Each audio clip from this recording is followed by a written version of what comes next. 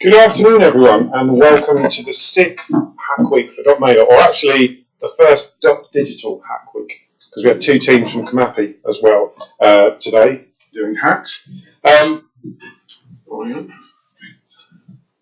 those of you that are new, just have terrible memories, I'm just going to go through what Hack Week means to us at .mailer, or sorry, .digital.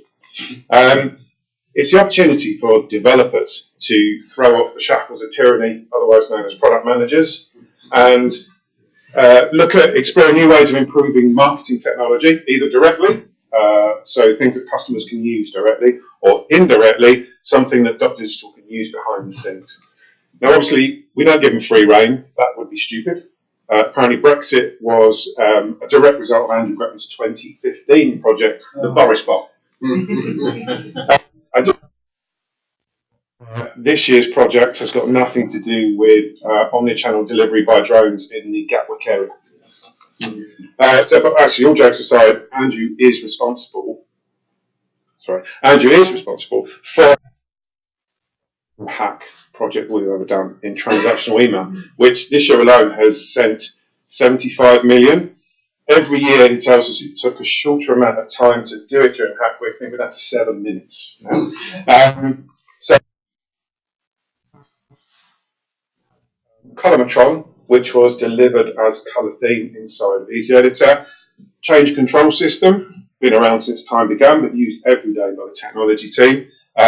We have predictive churn one year, which was our first kind of AI project year. The results of that was given to account management to look at. And also my favourite one, the Sugar Importer, which was based on a CTS hack from years ago as well. So it goes to prove that Hack Week does deliver stuff for the platform as well, even though that's not its primary role. But as I said, we don't just let the developers loose. We give them guidance, and there's a bunch of themes as well. This year's themes are customer delight. Anything that has the power to delight, surprise, or excite the user. API innovation. Use an API, whether that be the API of .mailer, Kamapi, or another tool, in an innovative way, or innovate on an API itself.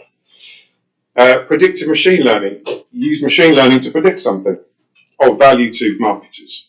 And staff tooling. Any tool that could enhance, simplify, automate your or a colleague's working life. Engagement cloud innovation. That's a terrible name. Who thought that one? Right. Okay, right. How brands engage with their customers as well. So what we can see today is proof that actually our developers aren't just nerds. They're actually nerds that are really good at understanding how our business works and how our customers work as well. Bear in mind, all of the ideas that come here come from the developers themselves. I'm preaching to the converted in the room, but I'm talking remotely to everyone here. And that actually, with my experience of working with developers, it's a rare breed to find developers who understand how businesses work and should work as well. So what's going to happen now is, through the medium of absolutely painless, wonderful AV technology, which will not fail in any way, shape or form, we're going to go through our remote presentations. And actually, when I introduce them, I'll tell you where they're coming from, and they're right across the world at the moment, followed by our on-prem offerings in Croydon. Then we'll have voting and deliberation. So there are 3 awards: the team name, best hack, and the founders award. You get to vote on some of those. Esteemed judges in the expensive seats up the front get to vote on the others, and then we'll give out the awards at the end. Time's at a premium. It's Christmas. It's the last day, so we won't be taking any questions during this. But on the voting form, there is a chance for you to give feedback as well. And what we'll be doing in the new year is probably sending around a follow-up survey to ask for your thoughts on Hack Week as well. So without any further ado, we are going to pass over to, and I'm going to slaughter these names. Apologies in advance. The team. Nice day. The first Croydon Ventures with Image Classification API from Minsk, Belarus. We have Pavel Melyanets, Pavel Yamalovich, Boris Breslov-Maslenikov, and Anton Kuzin.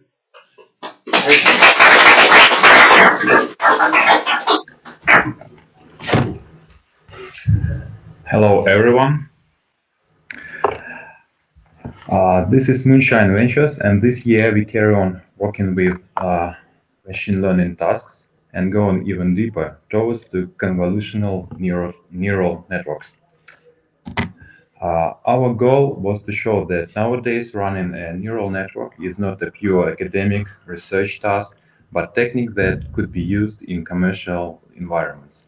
To prove it, we decided to employ one of the most exciting neural network applications, image classification. You may know that deep neural networks are good in processing analog data like humans are. So we propose the following architecture: a virtual Linux machine deployed in Azure with Apache web server, which hosts Flask micro framework. Flask allows us easily create APIs in Python. On the top of it, we use ResNet pre-trained neural network. So we receive a post request with image data, feed forward it through the neural network, and form a JSON response with the probability and recognized class. So let me show how it works. So uh,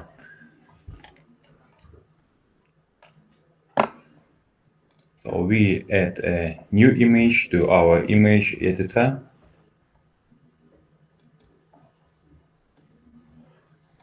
Then this data is sent to our API, and image is get classified, and we can see that it recognized vase, pot, beagle, yeah, and we can make a search. Yeah.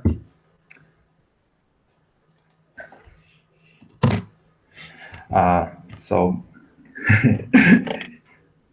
you may know that the neural network recognizes only a single object, but a user could upload a picture with multiple. So we need to address this situation. The simplest solution is to make slices from an image and analyze them one by one. Don't mix it with an object detection techniques, which are used in Tesla's self-driving mode, if you have one. So yeah, this is how it works currently in our solution.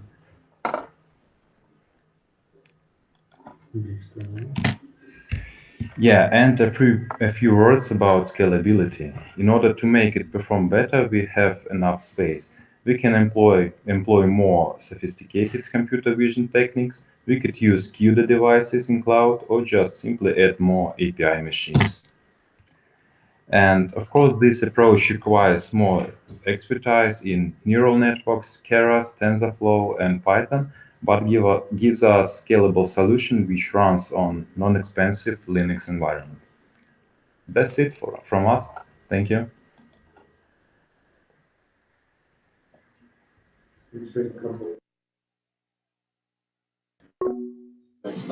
Thanks, Pavel, for that. Next up is Pint Overflow Exception with Be Water, my friend, and they are a mixed team from Minsk and Croydon. The team are Danny Rendell, Sergei Kovalenko, Daria Yemzhina, Dima Popov, and Vladimir Belyaev, and Sergei is going to be doing the presenting.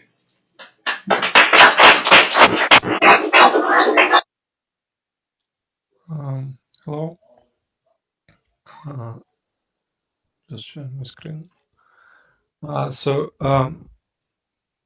want to present our hack, which is called Be Water, my friend.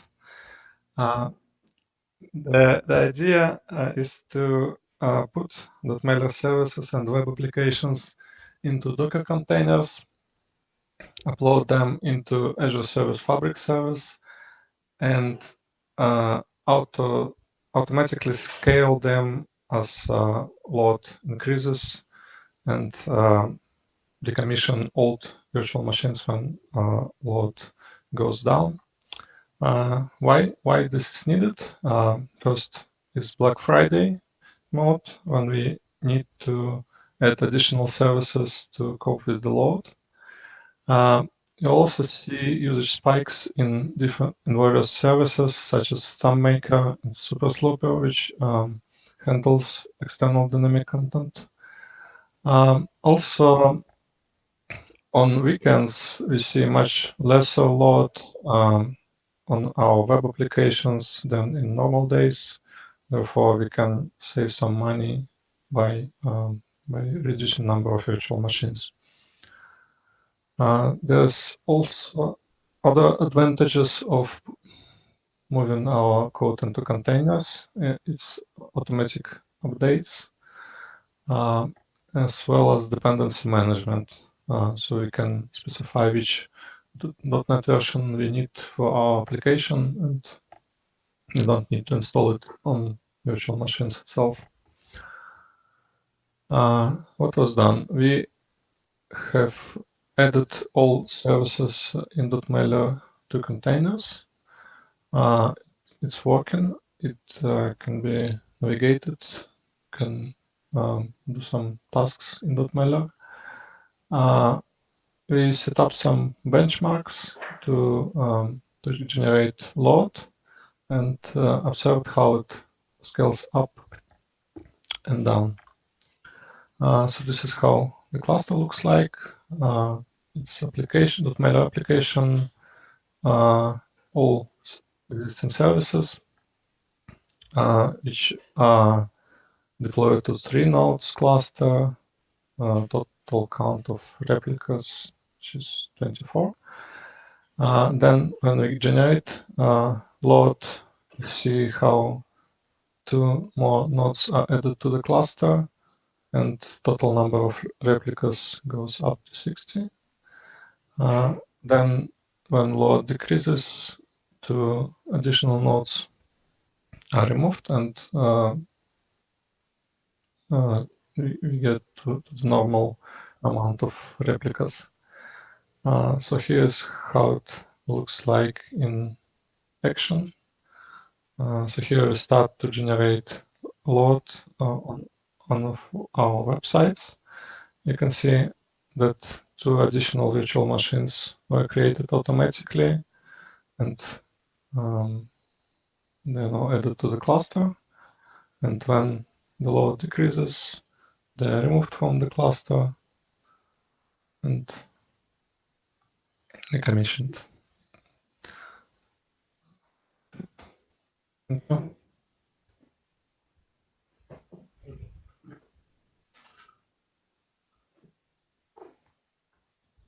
Thanks very much, Sergey.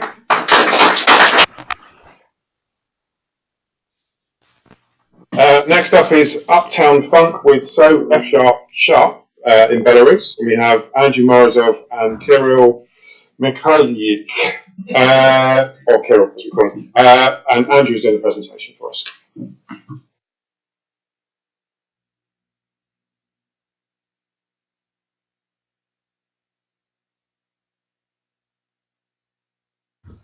Hello.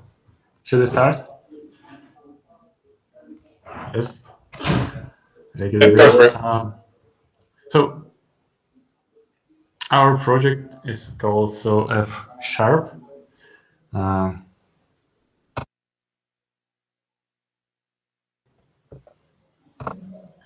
So the idea was to use F Sharp for most critical parts of application in order to improve its stability, robustness, and decrease the fragility. Some examples of such parts is billing, campaign sending, and compilation, as well as programs.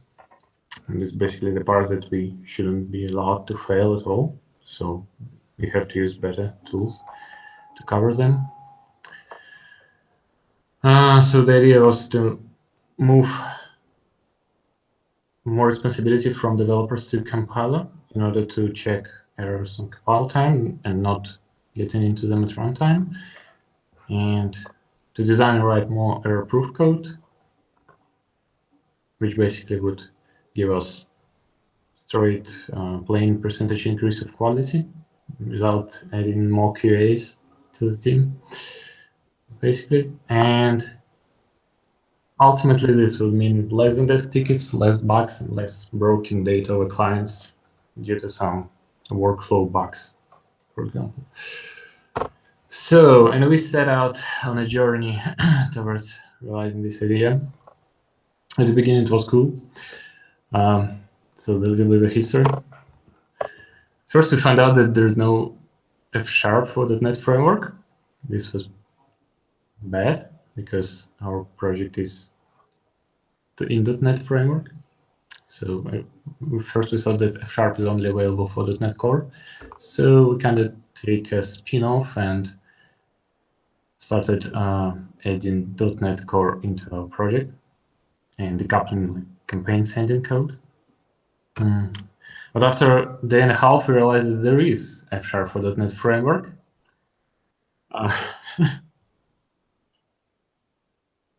And so we reverted everything and started writing actual F# like yesterday after lunch.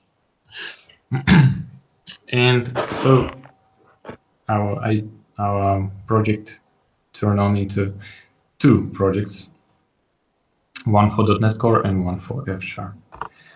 So, and we got some nice outtakes, and I think valuable. First, I check that Azure DevOps CI works out of the box for F#, so you could just check it in and it will build and even probably run on our production. I haven't tested that.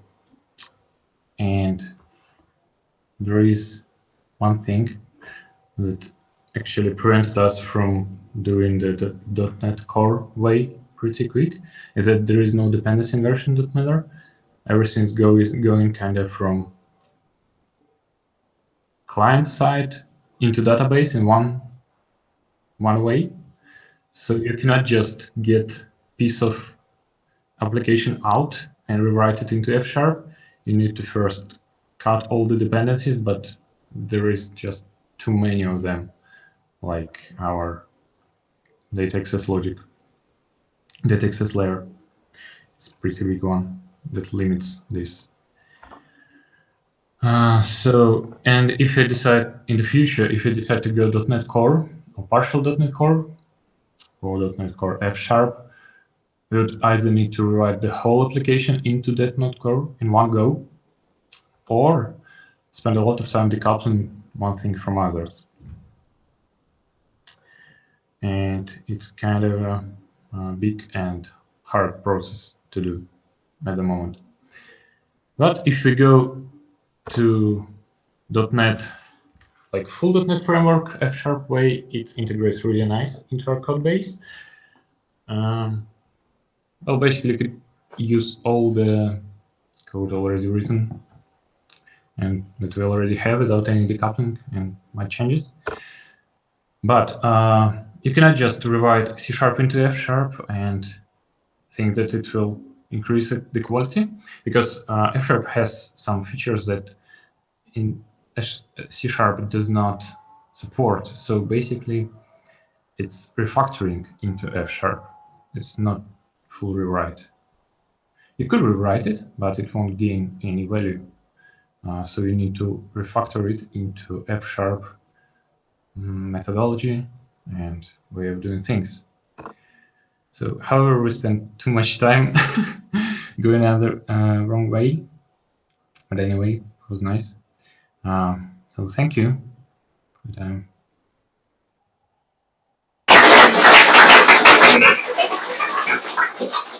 Thank you, Andrew. Next up is me, myself, and AI with Sparta Branch from Warsaw in Poland. And this is Lukas Butrin.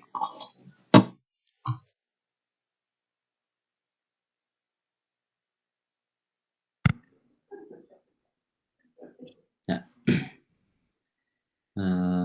Okay, let me share the screen.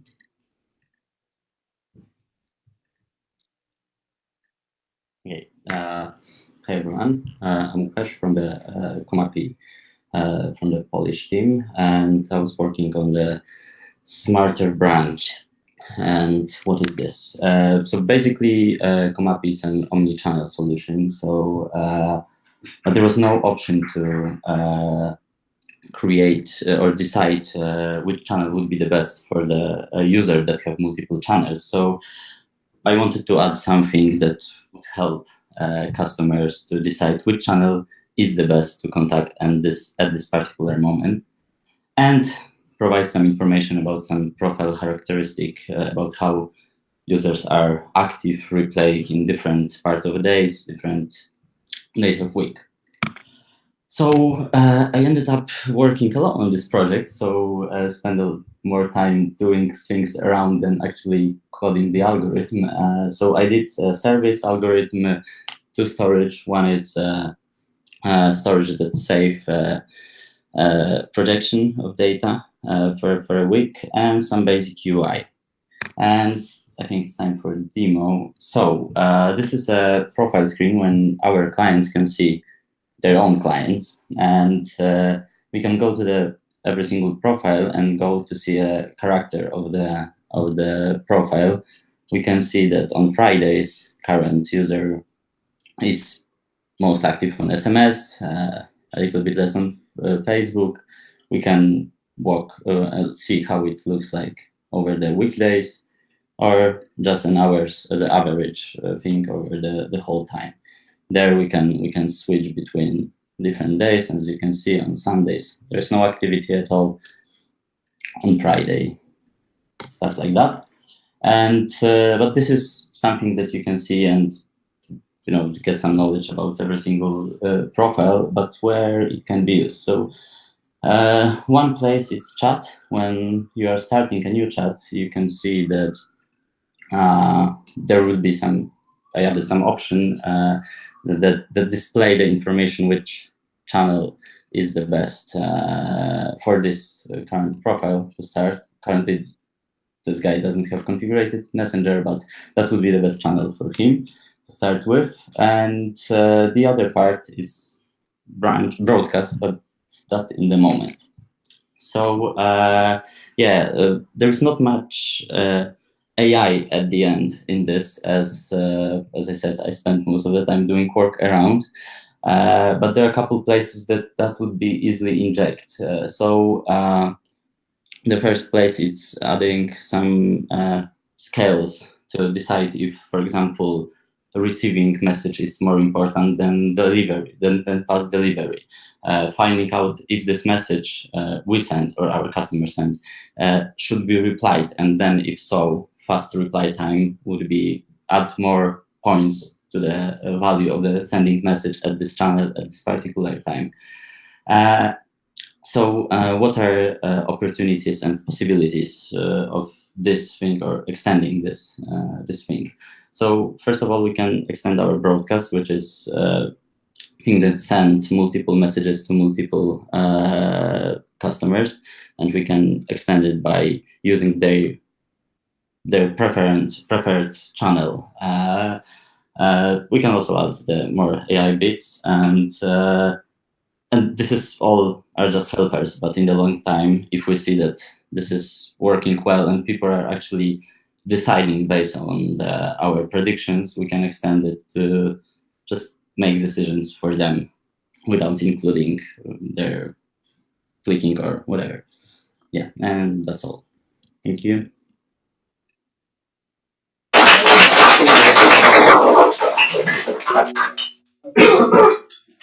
Thank you, Lukasz.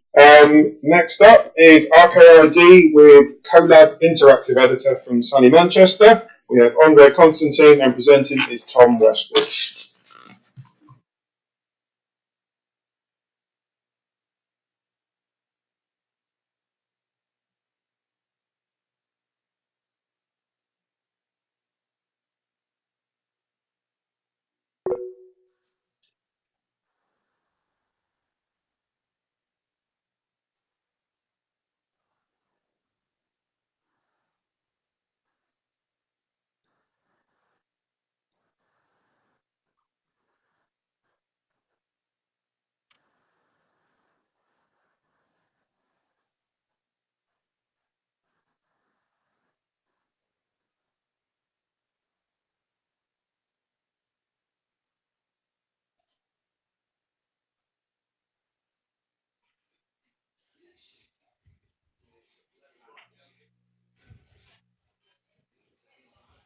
Hello, everyone.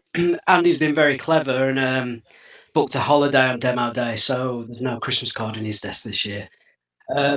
Firstly, hello. Hopefully, everyone can hear me and understand my Wolverhampton accent. We're new, so go easy on us. There's not too much there, but I'll make a start. Give me a second. So the problem, .mailer allows an organisation to add multiple users and sub-accounts to their subscription. Each user can log into the system concurrently, but there's no concept of real-time collaborative working when it comes to campaign. So at present, what we have is user A, let's say it's a copywriter, can log into the campaign. They'll make their changes. They'll save their changes to the database.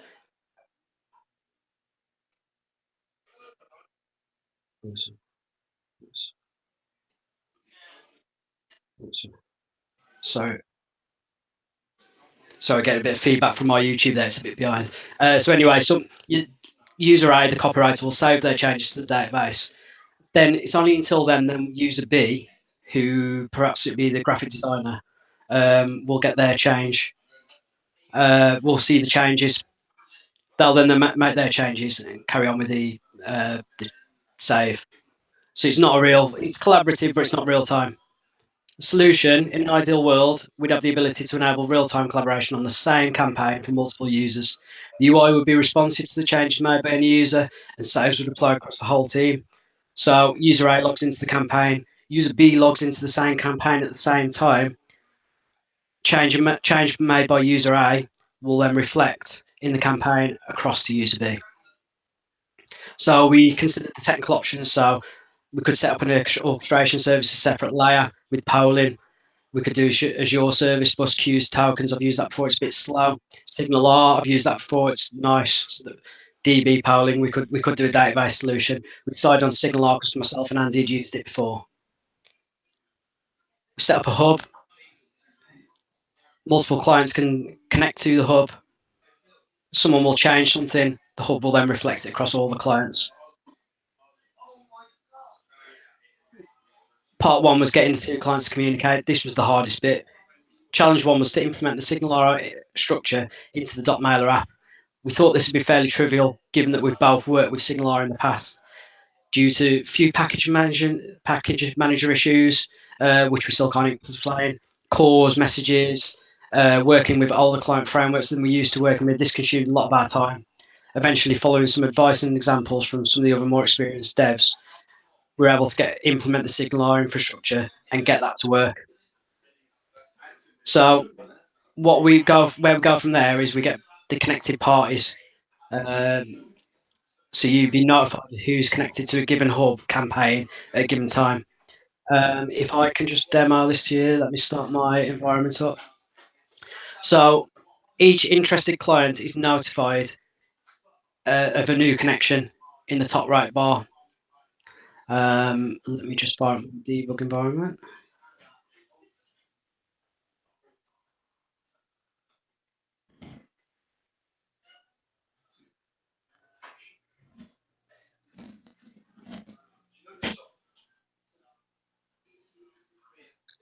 While we wait for that, the example is we'll see two clients connected to the same campaign. I'll show you that in a sec when it's fired up. In order to demonstrate the power of the Signal R and its real-time ability to communicate, we've implemented a block mechanism on the campaign editor. Basically, when someone drags something onto the other screen, you'll be told about this. So let me show you this initially. I can log into a campaign. I'll fire up another browser and log into the same campaign as somebody else.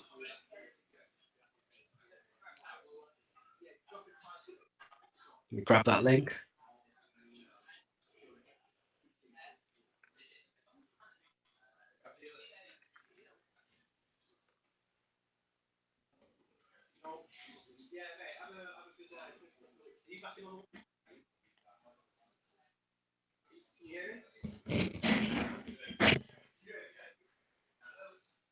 So as Joe connects to this campaign, you will then see in the top right corner. Let's wait for it.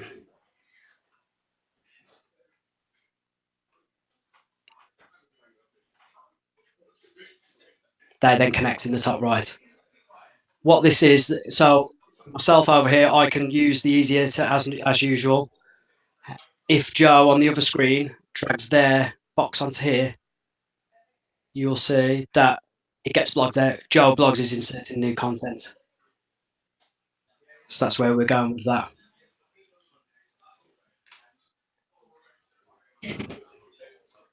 Part 3 would be content edited. Real-time communication between the clients in terms of the following would be the ultimate goal. So when an item's added, when an item's removed, when an item content is changed, that would reflect in real time. Sadly, the above wasn't possible in the time frame due to complexity of the easy editor. We were warned about this, and the time taken implementing the new hub connection. The plan would be to give each easy editor element a unique ID and build a hub framework around that, or get someone involved who knows easy editor next year.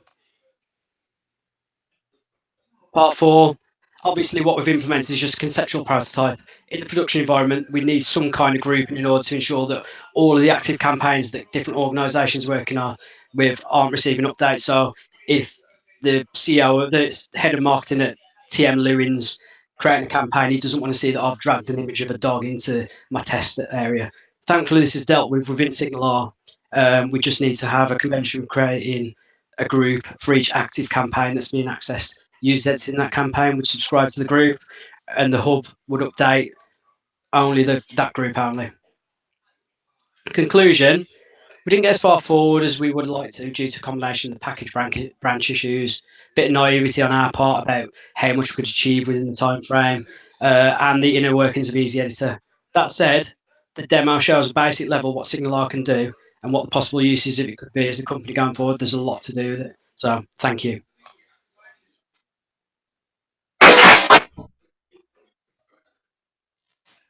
Thank you very much, Tom. Next up is Indiana Flowless and the Workflow of Doom, with All Quiet on the Western Grunt. Indiana Flows.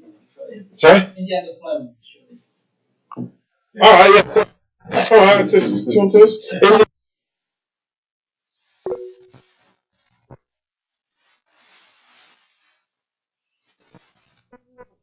With Claire Chambers.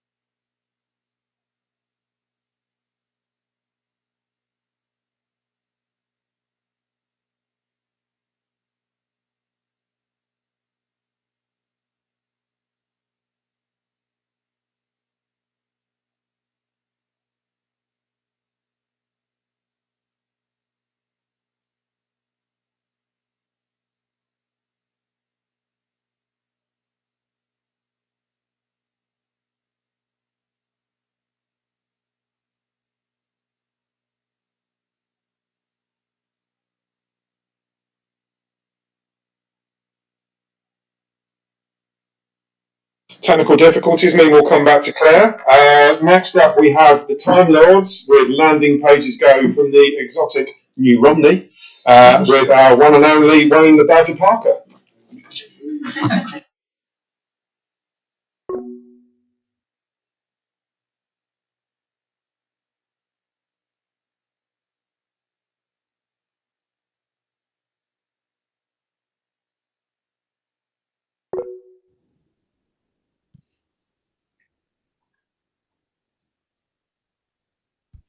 Hello?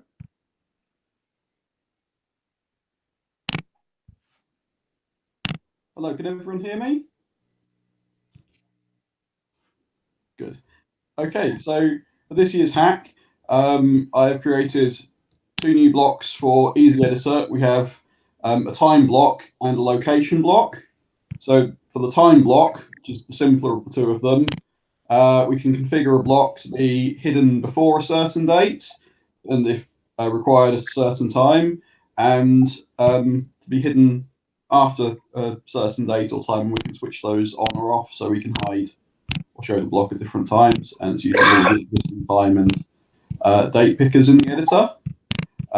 We also have the location block, which uses the geolocation API to display content if a user is at a certain location. So we can do this either by the box, so we can set the latitudes and longitudes that we would allow the block to be shown at. We can also toggle if we want to show or hide the block if the location is unavailable. For instance, if the user denies location access.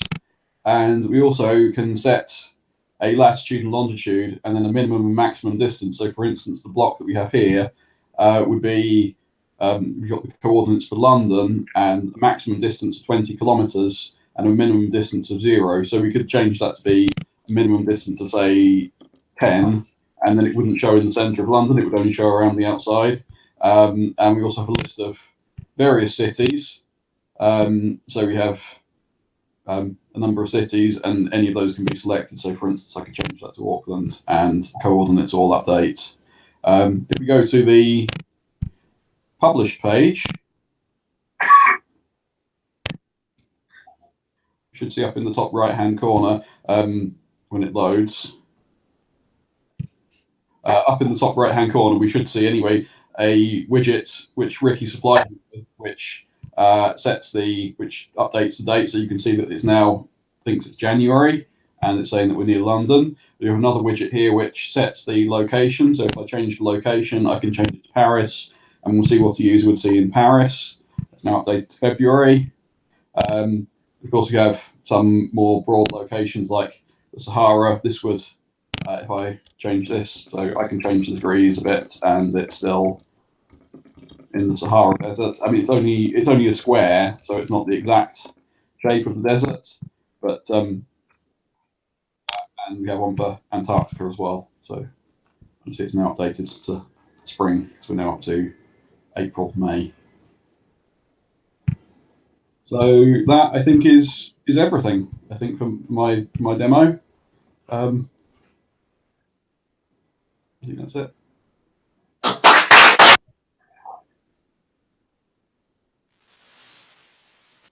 Much Wayne.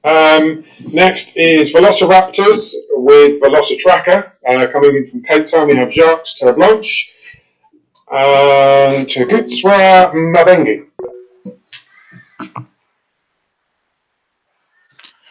Good afternoon. I would just like to share our hack. It's called the Velocitracker. Basically, it is a dashboard that monitors the programs feature.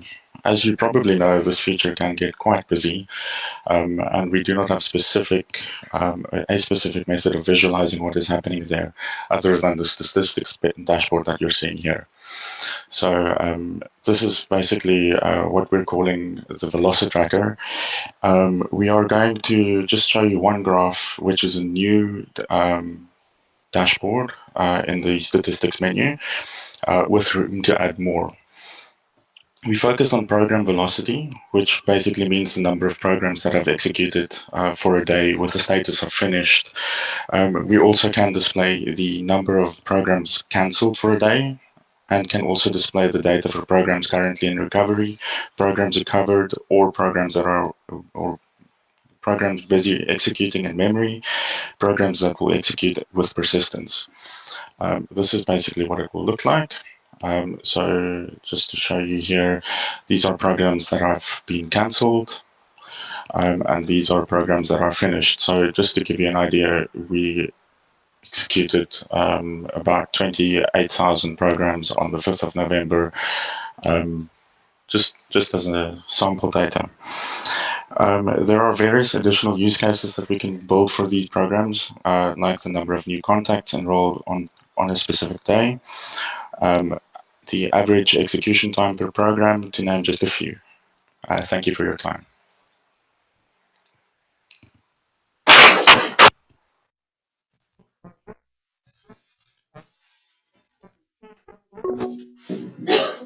Team Junglist with mobile agent chat from Warsaw, and the two most challenging names, Stevan Lopojovic and Marek Trzecki, or something like that.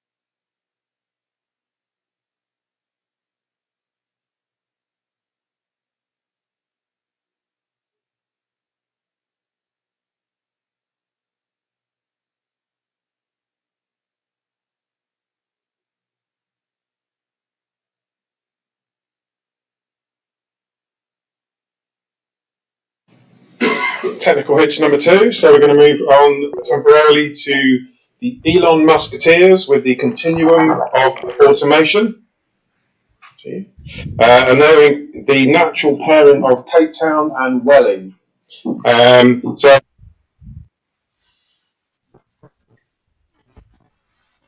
with James presenting. All right, hello. So our team, the Elon Musketeers, myself, Luke, Terry, and Sunny, worked on the continuum of automation. Our hack stemmed from the difficulty of investigating automation programs, and especially their problems, if they do occur. With big complexity comes also a lot of, with big flexibility also comes a lot of complexity. So the current process for our devs and support is a bit a situation of having to scrutinize large blobs of unformatted JSON, a lot of times from different sources, and try to manually compare and figure out what the differences was and what a program looked like in the past. So this process is very difficult and also time consuming, and for our support team as well as our devs, and above all, and actually on top of that, there's also no way for our customers to see older versions of their programs. Our hack was to introduce some visibility into the state of automation programs at any given point in time, and hopefully this will make our staff and our support teams' lives easier, as well as delight our customers with visibility and confidence in the automation feature. I'm now quickly going to hand over to Luke, who's just going to show us a quick demo. Okay, hi everybody. So what we did first of all was we added a history button to the actions at the top right of a program, and when I click on this, then it'll pop out a sidebar. And as you can see in this relatively simple program, it doesn't have very many versions, but I can scroll down to the bottom, and this at the bottom here is my first version, all the way through to my current version. It tells me when it was saved and at what time it was saved. So you can quickly get a snapshot of an overview rather of the history of this program, how long it's been around and how it's evolved, by also looking at the thumbnail, which gives you a bird's eye view of the program. Then if I want to drill a bit deeper into a specific version, I can click preview, load that version up in the editor. Let's go to this one over here. Now I'm in preview mode, so I can't change it. What I can do though is I can interact with all the nodes, inspect them as you would be able to normally with the program. And then what I can also do is I can click restore, and this will basically take that version and set it as the current active version. This will help us with things like support calls we get where the customer says, well, we sent them this campaign with links at a specific point in time, but then we can inspect the history at that time and we can see, oh, they actually sent them to some other campaign. So it'll help us with, especially with support, or even the customers will never need to contact support because they'll be able to go back in time and see what their program was doing at a specific version. Then for a more complex version, more complex program, I thought maybe create a more complex one, but then rather than doing that, I thought, well, let me rather just recreate the Hack Week logo in the program editor. As you can see, it's almost pixel perfect, the same as the official one. So going forwards, what we can do is enhance this feature. We can include additional events in the history timeline, such as when a program was activated, occurrences of executions when it was active, and we could start building in stats like the number of people that enrolled during an activation. So there's a lot we can do here. And then another idea that we had that we didn't get to was take two versions of a program and lay them out side by side and do a visual comparison of those two versions. So yeah, I hope you've enjoyed the demo, and I'd like to see a feature like this make it into the app at some point in time. Thank you very much.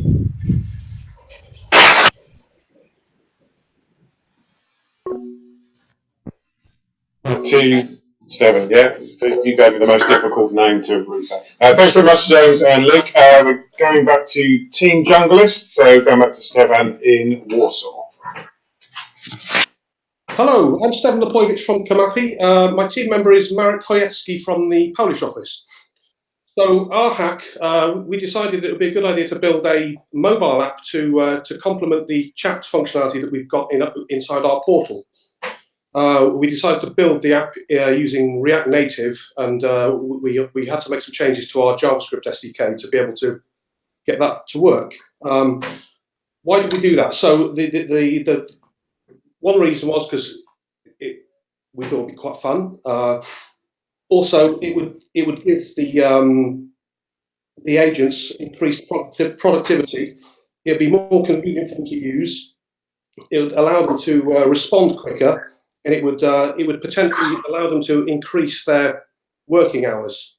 So I don't know if you can see my screen, but there is a chat view of what we've currently got in our portal. So you can see on the left-hand side we've got various conversations here, and I can participate in those. Actually, let me just move this out of the way. So I can type in here,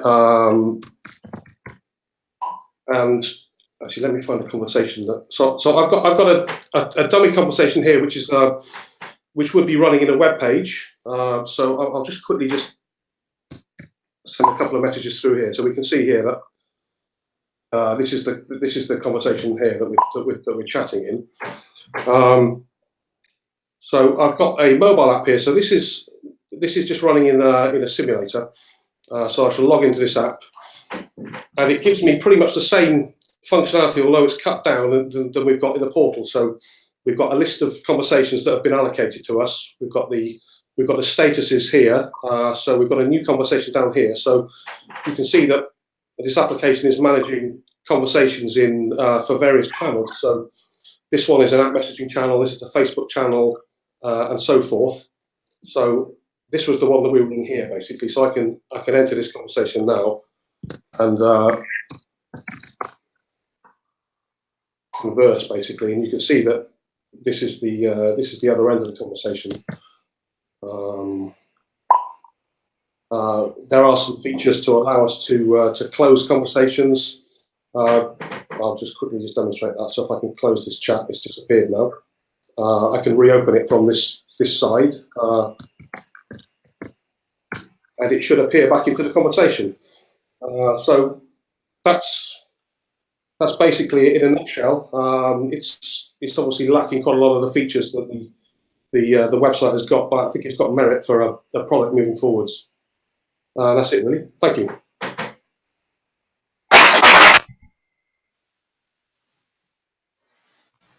Dylan, see Darren? That's how you do a mobile app. I've been seeing it through. Yeah, you haven't seen Winston's gone. Yeah. Right. Are we going back to Claire? No. Okay, so we're now coming back into the room. First one in the room, and we have got Alistair's with DMWP Reloaded. And we have Alistair Mucklow, Crystal Preston, and Felice Strezos.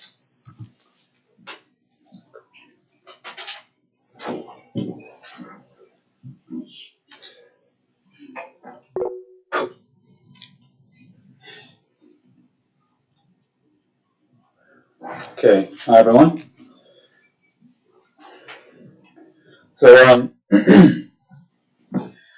our hack is to introduce surveys to one of the 3 WordPress plugins that carry the .mailer name. This is the one that we picked. There's 3 WordPress plugins for info. There's the one that just does a sign-up form widget, one that does a bridge to API to cart and WooCommerce, and then one that does transactional email. It would be nice at some point to consolidate these. But we extended this one, so the sign-up form plugin.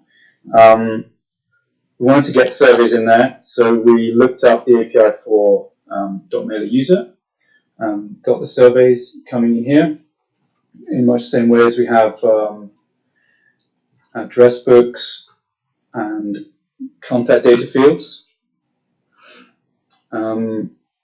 Once these are in the account, we then store them down to a WordPress table, because we need to do that in order to speed up the interaction in terms of embedding the form or the survey in the post.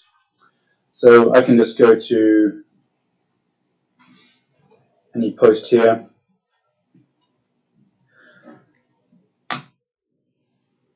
and we can add a little survey from the one that we stored down.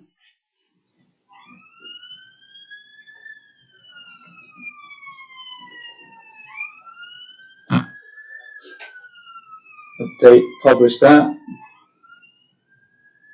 fill out the form,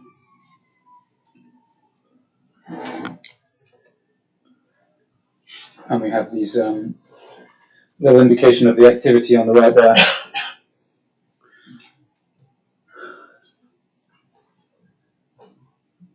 That should say 1 and 6.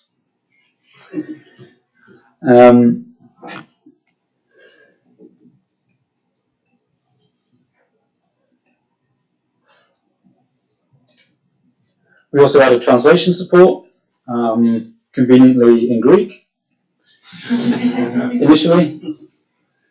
But the kind of the interesting, or really interesting bit for us was working on the Gutenberg editor, which is the new WordPress version 5 React-based visual editor, which is sort of WYSIWYG reorderable things. We can also show a slightly more interesting example of embedding a form in a page.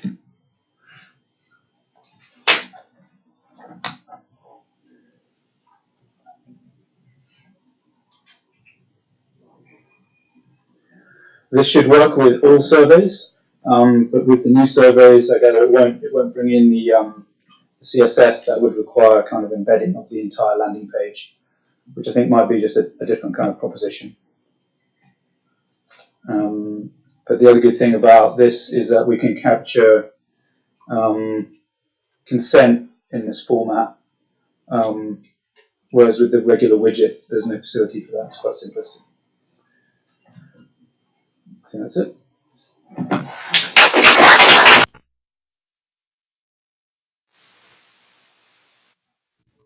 For that, just a reminder when you come up in Croydon, just to mute your mic on your Slack.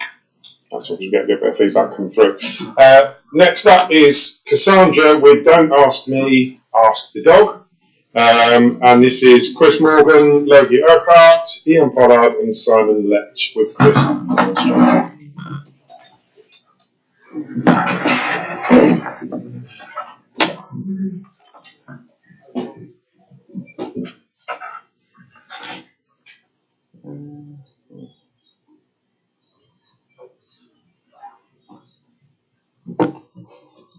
to find the link.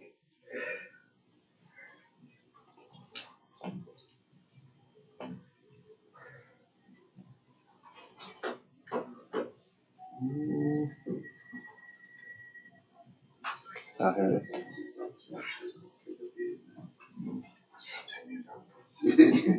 is.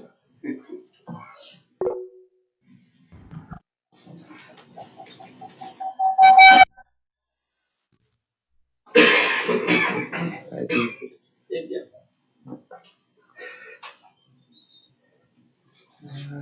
Okay.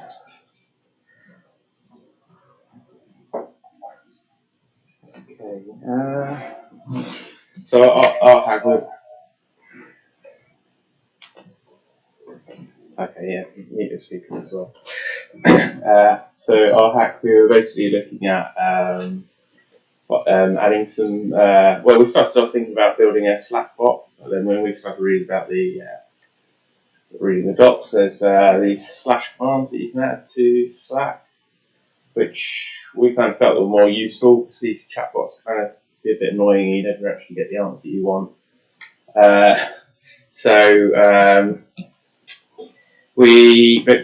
Something that often comes up is people want to know who the account manager is, or you're given an email address and you say, oh, who's the account manager for that email address? So the first one, which is what the hack actually asked us to do, was this whois slash command.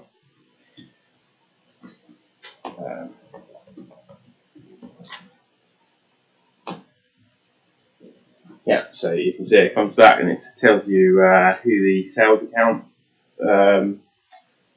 associated with that account is, the name of the person, how many data fields they are.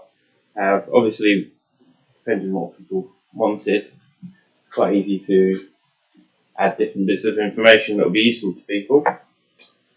So we finished that pretty quickly. So we're sort of thinking about other things that somebody might call up and say, you know, has my campaign gone out? So we added this sends command.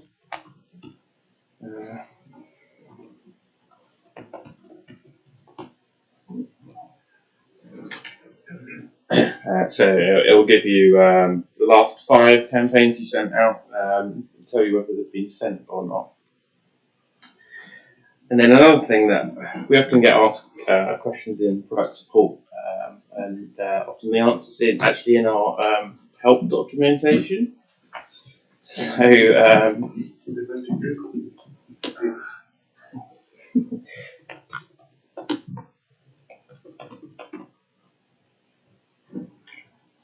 so that will bring back some help articles.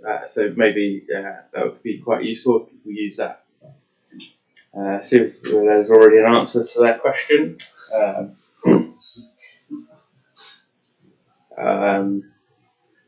Another thing about these Slack bots is they have like an app store. So at the moment, this is only all these commands. We'd only ever want them like internally within the organisation. Obviously, you wouldn't want that, and anybody could access that. But you can actually publish a Slack bot so it's in a marketplace.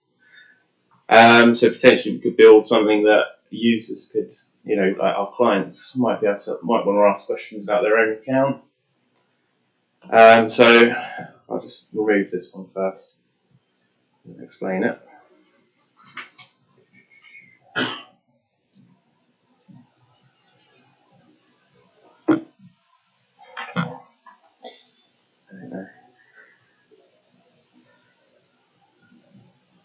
It's going to be really slow.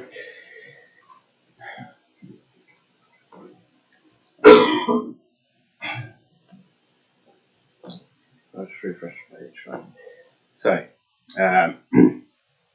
I added this button to the account settings page, and basically what happens when you click that button, it will associate your .mailer account with your Slack account. If I hadn't already logged in, it would have asked me for my password for Slack. I'm already logged in. And once we have that, we can have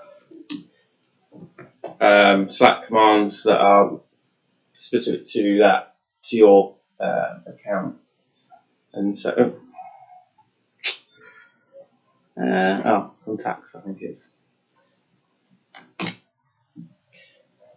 So this is a really simple one. Obviously, you have a bit more time, you might be able to think of things that would be more useful, but it just demonstrates, that you can get information that's relative to your Slack account.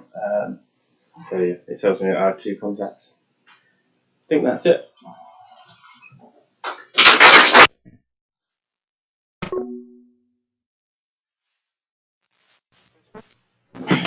Who knew we had answers to our questions in our help documents? Next up is the OBSs with Project Rail Replacement Bus Service. This is Alex, Ray and Blanco, and it's Jadders to do the presentation. Right.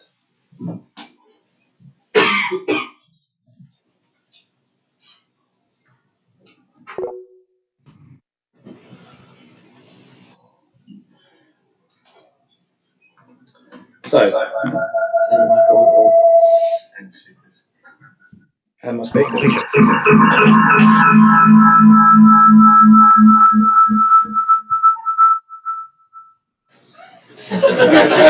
Ready? That's fine.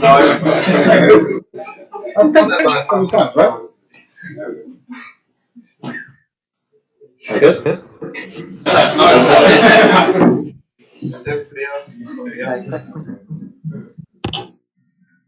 Hello? Yay! So, Dotmail currently runs with side virtual machines, and they're okay, but you have to update them all the time.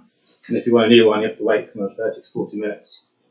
So we thought we'd have a play with a serverless technology found inside Google Cloud to kind of recreate a mini tracking site. So I'll walk you through the components. And we managed to hook these all together by only writing, I'd say probably 100 lines of Java and a few lines of Python. So it was quite quick and easy. So we start with a cloud function, which looks like this. There's some Python code there to take some inputs and then push a message to a pub sub queue. So if I push play here, you pretend these are opens. And then the next stage is we push the data into something called, or the data is fetched from the pub sub queue by something called data flow, which is an ETL service, which in this case will read the message, does something I don't understand, and then turn it into something which is a JSON consumable piece of data that can go into BigQuery, or it will fail if something's gone wrong. So next, we should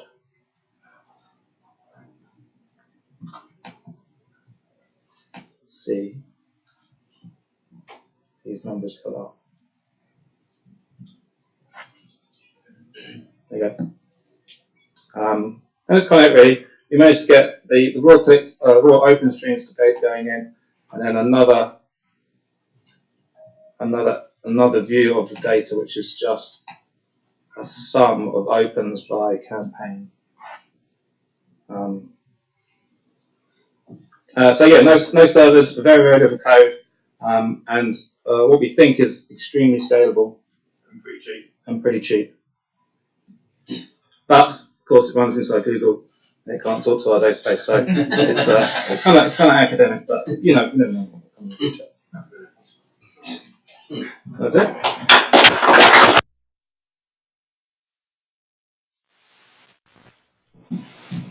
Thanks, Jadders. Next up is Brexit Means Brexit. Kicking the polls out of Dotmailer with Signal are all the things. From Croydon and Madrid. We have Darren Jugger, Dawn Swan, Jesus Sanchez, and Dave Russell. and Darren will be destroying the audio. Right, so I did do a presentation, but if you remember what our kid did, that's our presentation. Our thing was the way the internet works from ages ago is the browser talks to the server, asks for data, the server sends it back, and that's the way it goes. I mean, you've got things like Ajax, which gets more data from the server, but it's all one-way traffic. But with things like phones, you know that there is push notification, and that does exist for the web as well. So that's what we thought we'd take some time to look at what we can do with .mailer with SignalR, which is WebSocket, so two-way communication between the server and the browser. So lots of different ways we could do it. The first one was with programs. So let me just refresh these, make sure they're working. So crap. Sorry.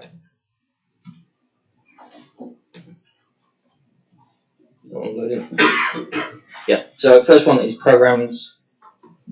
So with this one, similar to the hack with EaseEditor, we thought we'd do collaborative editing. So let's say, for example, so I've got two instances of the same program. I put one in here, it automatically appears on the other, dragging things around, things like that. All works. If I click on this, this one now becomes locked, saying that the other person is using it, so that you can't both edit it at the same time. They both get updated at the same time, so the validation up here would be the same. So if one person approves it, then it goes for everyone. So that's the first thing we did. Sorry. Second thing is, please load, real-time previews for landing pages. Sorry. Okay, so here I've got a preview window. The idea for this one is that this side window here would be in you'd have a phone or something like that you'd have this page open up on. Then as you're changing it in landing pages, let's put some content in, and you get the real-time updates. So let's put a picture of a dog or something like that. Please work. Oh, that dog doesn't like it working. I think this one does. Hey, anyway, ignore that bit. Yeah, so here I've got some product recommendation, and it's loading the recommendation for the user, so all of the personalization works in real time as well. So that's the second thing we did, and the third thing we did was get to that page. Just need to start this. Get those both running again. Right, so this is real-time reporting of the opens. There we go. So you can see the flashes where they're opening around the world, and on this one, so down here. Well, they were updating. Let's press that again.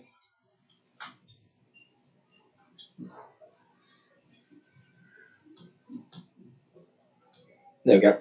So real-time updates of how many opens have been happening. So it looks a bit juddery on that page, but yeah, it's a lot coming from this. Yeah, so those are the three different ways we thought to get SignalR working in the app.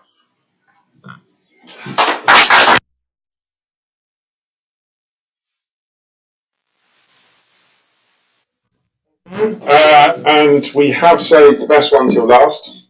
That's their team name.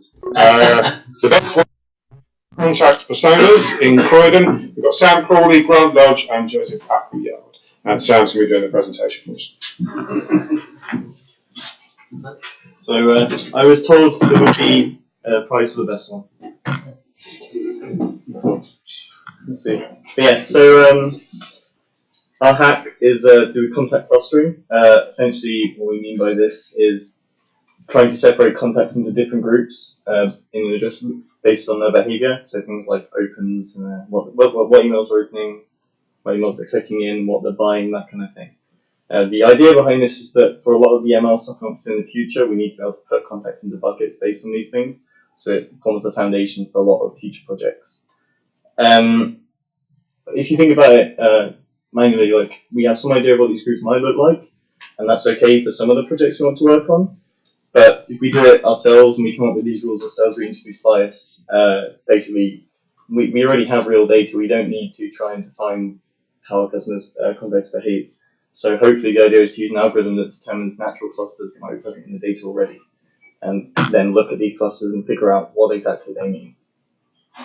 So the first instinct then was to look at what kind of information we had. So we started out looking at just contact order information, so things like how much our contacts are spending for our customer, how many times they're ordering, the maximum they spend per order, all these sorts of things. These are the 6 that we used. And on the right there is just some simple plots that show the distributions for the customers. You might look at the one on the top right and think, wow, that's useless, and you'd be right. The one on the bottom is slightly more useful. It's just changing the scale, but really, if we look at that on our own, there's not much we can determine from it. So instead of just looking at the absolute numbers, we looked at ranking each contact based on the percentile they fall in for each metric, and then looking at combinations of these to try and figure out if there's any trends on natural clusters. So that plot there on the right is just it's a 3D plot, but it's taking the total spent percentile rank, so where in the distribution of the maximum amount of money anyone's spending, the contact falls, versus the same thing, but how much they're saving on average, so how much we use the making of discounts. And hopefully you can see there that there is a trend between these two metrics. So the higher the peak is, obviously the more contacts that are in that sort of area. It turns out that in this particular customer's data that we're looking at, the more you spend, the less you care about discounts, which sort of makes sense, so it works. But we have 6 different dimensions to look at. Right, we've got 6 different metrics. We can't look at these plots for everything and try and figure it out ourselves. So that's where we use a clustering algorithm, which is k-means clustering in this case. It's probably the most simple clustering algorithm you can use. You have to specify how many clusters or buckets you want to put the contacts in. We gave each contact a vector, just a string of numbers. Each number is essentially the rank of the metric, so the percentile that they fall in for that metric. You work out the distance between a random center of the cluster and where that contact is. In the case of the plot on the left there, this is just 2 dimensions, and you just iteratively figure out where to move these centers of the cluster until you don't really change between iterations. And that is, I promise, is about as technical as I get in terms of this kind of thing. Not too bad, hopefully. So we run this, we end up with clusters. For example, to start off with, we chose 10. And we want to see how it's distributed over the different metrics. So the plot on the right is very useful for us in terms of making sure it works. So that is the percentile rank for the contact for total spend and how the different clusters change between them. So hopefully you can see that, for example, cluster 0 only really cares about contacts that don't spend that much in total, whereas cluster 9 really is only looking at contacts that spend a lot of money. And the whole point is obviously you're trying to get these buckets as different as possible. You want to cover as much as possible without much overlap between the different clusters. So it takes a lot of optimization in the future, hopefully, to get that working properly. But again, the whole idea of this as well is that we want to be able to show this to a customer, a different way for them to look at their address book in terms of how their contacts are behaving. And the 6 dimensions, that kind of plot isn't going to cut it. So we have a different method, hopefully, if it works. Where is it, Grant?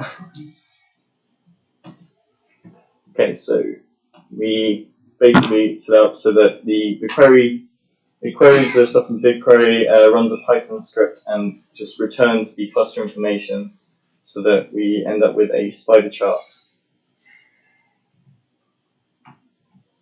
Hopefully.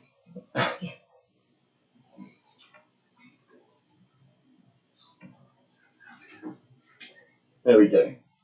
So, for example, this here is just looking at 2 different clusters for the some test data that we ran. So, cluster 1, for example, doesn't really care about people that save money. So, in terms of average discount, they're very low, but they're much more looking at people that buy a lot of products at once and spend a lot of money at once. Whereas the second cluster, in this case, is always looking at people that save a lot of money and actually shop slightly more often than people in the first cluster, and you can turn them on and off and that kind of thing. So hopefully that's just a more intuitive way of looking at how these contacts are stratified across an address book. So, yeah, that's an example right there on real companies' data that we have available for ML testing. And this is using only 5 different clusters, and it gets a bit messy the more clusters you add, and there is overlap, and it does need to be polished, but I'm quite happy with how it's looking at the minute. Yeah. And then Rand promised me that I wouldn't have to say anything about infrastructure, and this would all be self-explanatory, so get a good look. Because I'm not talking about it. But all credit goes to Grant and Joe for getting it all working smoothly after I finished writing the Python script. But yeah, and there we go.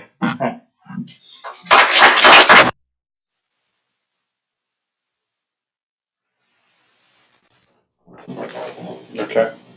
No, okay. Thanks very much, Sam.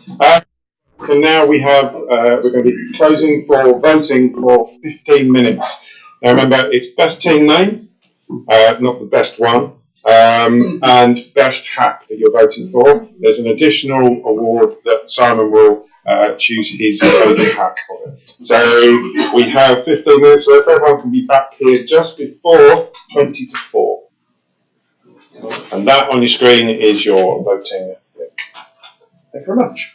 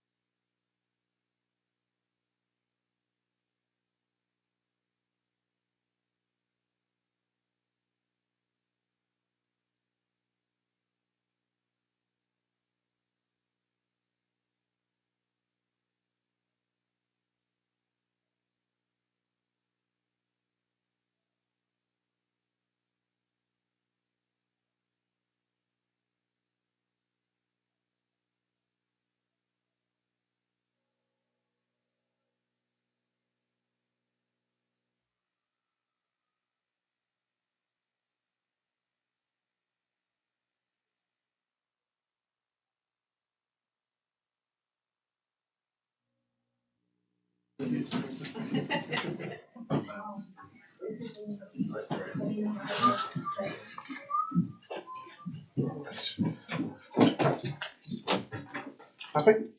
Right. Voting has now closed. Really good turnout. Lots of good projects. Lots of good work. Some great, fantastic team names. It gives me great pleasure to present the Best Team Name Award with the luxury chocolate collection from Waitrose, which will be winging its way to Poland for Lukasz Butryn on the next postal train or whatever it is for me, myself, and AI.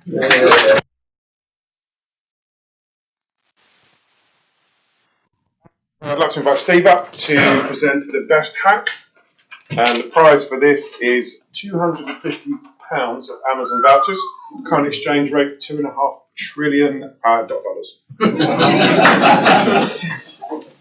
Right, so the best hack voted by you guys. I'd like to congratulate the Elon Musketeers.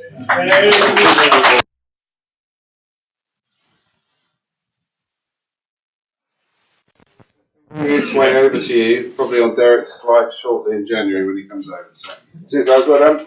Marvellous.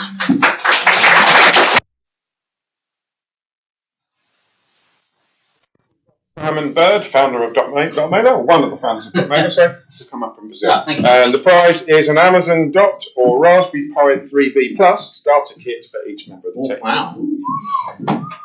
And the winner of the Founders Award is the best one for contact personas.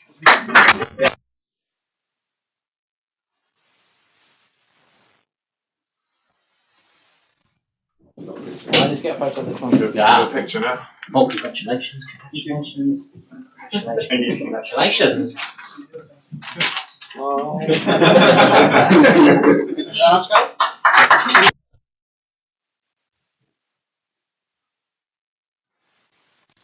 Right, thank you very much. And now I'd like to hand it back over to Steve for his close of the year speech.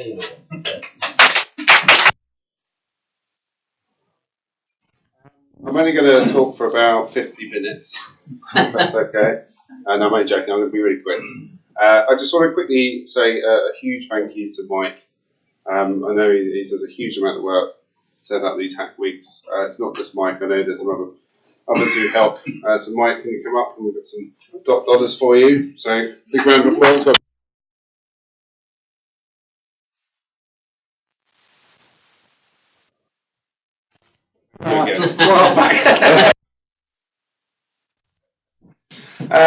What can I say? Obviously, it's been an incredibly busy year again. I know it's interesting just having a quick chat with Simon, but he's like, we've got developers in Manchester, we've got developers in Poland, we've got developers here, there, in Cheltenham. It's amazing how much the development team's grown.